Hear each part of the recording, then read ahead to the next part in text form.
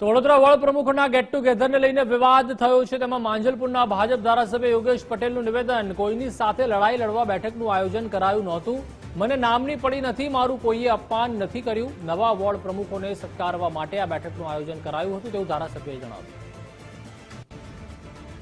ગઈકાલે જે આપણે જે ભેગા કરવાના હતા એમાં જે નવા પ્રમુખો આવ્યા એ લોકોને સત્કારવાનો, એટલે એ લોકો અમારી સાથે બેસે, ભોજન કરે, એ માટે વડોદરા શહેરના જે માજી મેયર હતા, માજી સ્ટેન્ડિંગ કમિટીના ચેરમેન હતા, તેમજ માજી આપણે ધારાસભ્યો, સાંસદો, આ બધાને બોલાવવાનો આ કાર્યક્રમ હતો।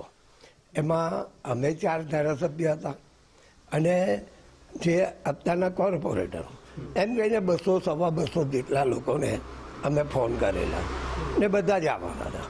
પરંતુ 4 વાગે જે સમાચાર ઉતર્યા કે ભાઈ રાષ્ટ્રીય શોક 7 દિવસનો જાહેર કર્યો છે, એમાં અમે આ કાર્યક્રમ બંધ રાખેલો।